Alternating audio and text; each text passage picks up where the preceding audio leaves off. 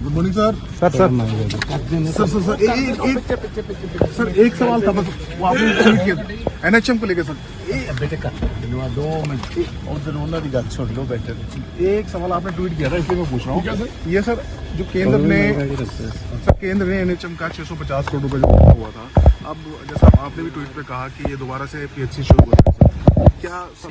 देखो 2 साल के बाद पंजाब का इतना नुकसान करने के बावजूद, और मेरा जो सवाल था हेल्थ मिनिस्टर के पास कि जो बेसिक इंफ्रास्ट्रक्चर था हेल्थ का वो आपने खत्म कर दिया। आम आदमी पर मैंने इनको पूछा कि आप बताएं, चीफ मिनिस्टर से लेकर कोई इनका एक भी एमएलए या मिनिस्टर कभी आम आदमी में चक्कर लगाने की बात नहीं कि आप वहां इलाज करवाने गया है। क्योंकि जब चीफ मिनिस्टर साहब 2 दफा बीमार हुए वो अपोलो हॉस्पिटल दिल्ली में गए। इनके मिनिस्टर जब बीमार होते हैं सारे के सारे टॉप प्राइवेट हॉस्पिटल्स में जाते, दे हैव नेवर गॉन। मैंने कहा आप कार्ड देखा। सो अब ये उसी बात पर आ रहे हैं, तो उसका मतलब 2 साल का तकरीबन 1500 करोड़ का तो पंजाब का नुकसान हो गया। हमारा एग्जिस्टिंग इंफ्रास्ट्रक्चर खत्म कर दिया, डॉक्टर्स है नहीं, दवाई है नहीं, मशीन्स है नहीं, स्टाफ है नहीं, तो दे हैव देमसेल्व्स कंसीडर्ड कि ये पॉलिसी फेलियर। और जितने इनके स्कूल्स ऑफ एमिनेंस है, एक तो गिर गया जी बद्दोवाल में, उसकी बिल्डिंग गिर गई, छत गिर गई, एक लेडी टीचर की डेथ हो गई। तो इट्स अ फेल्ड गवर्नमेंट, बात इतनी। कल भी हेल्थ डिपार्टमेंट की मीटिंग थी, उसमें कहा गया 100 और क्लिनिक तो सरकार खोलेगी। 400 पीएचसी बंद करके इन्होंने आम आदमी क्लिनिक बनाया। तो आप मुझे बताएं, ये आम आदमी क्लिनिक्स का एडवांटेज किसको हो रहा है? ये प्राइमरीली जैसे हमारी डिस्पेंसरीज थी, वो डिस्पेंसरी किसी का ब्लड प्रेशर चेक करना है, किसी का छोटा मोटा बीमारी है, जो बेसिक बीमारी है उसका इलाज पहले चलता था। हमारे स्पेशलाइज्ड हॉस्पिटल्स चाहिए, जैसे राजस्थान में थी, कम से कम 25 लाख इंश्योरेंस तो दो भाई।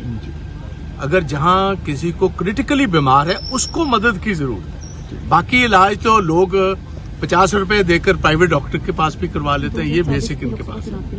सर 2024 के लोकसभा चुनाव के लिए कांग्रेस की किस तरीके की तैयारी शुरू कर दी? जो बाकी स्टेट्स में जो अभी चुनाव नतीजे आए हैं कांग्रेस के, उसको देखते हुए कितनी तैयारी पंजाब कांग्रेस कर रही है? हमारे जो इंचार्ज हैं स्टेट के, हरीश चौधरी जी आए थे और इम्पोर्टेंट कांग्रेस के लीडर्स के साथ चर्चा हुई है। उस चर्चा में इन्होंने सारी बात, हमारी जो तैयारी है वो हमने बता दी है कि we are fully geared up, we are fully prepared to take on the present government. National level पर भी बीजेपी जो पंजाब के साथ धक्का कर रहे हैं वो सारे इश्यूज हम लेके जाएंगे लोगों में, क्योंकि ये नेशनल इलेक्शन होगी। जो नेशनल गवर्नमेंट है मोदी साहब की, जो उन्होंने पंजाब का हक मार रखा है। देखिए हमारे पास कोई पोर्ट नहीं, हमारे पास एक ड्राई पोर्ट था हजारों सालों से, जो सिल्क रूट था अमृतसर वाला, लाहौर, अमृतसर, उसके बाद फिर रावलपिंडी और फिर सेंट्रल एशिया को जाता था।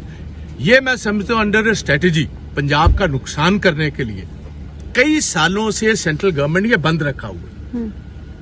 आप देखिए, अगर आप लॉ एंड ऑर्डर की बात ही करते हो तो आपका व्यापार कई सारे और देशों से चलता है जिनके साथ आपके ज्यादा अच्छे संबंध नहीं है। तो इसलिए अगर मेरा मानना है कि पाकिस्तान का अटारी बॉर्डर खुलेगा, पंजाब की तभी तरक्की होगी। अगर पंजाब की तरक्की होगी दोनों पंजाबों की, तो एक वेस्टेड इंटरेस्ट बनेगा लोगों का पीस को स्टैब्लिश करने में। दोनों देशों में अगर शांति लानी है, तो अगर कारोबार चलेगा, लोग प्रफुल्लित होंगे, तो अपने आप एक वेस्टेड इंटरेस्ट होगा पीस को मेंटेन करने का। ट्रेड शुरू होना चाहिए। हाँ जी, 100% होना चाहिए। और इसीलिए देखो पंजाबी नौजवानों के पास रास्ता क्या है? अपनी जमीन बेचो, अपनी जायदाद बेचो और बाहर जाओ। ये मैं समझता हूँ एक वेल थॉट आउट स्ट्रेटेजी है पंजाब का नुकसान कर। सर इंडिया अलायंस को लेकर क्या आपका स्टैंड आज भी वही है या कुछ बदला है? हमारा 110% वही स्टैंड है। We have nothing to do with the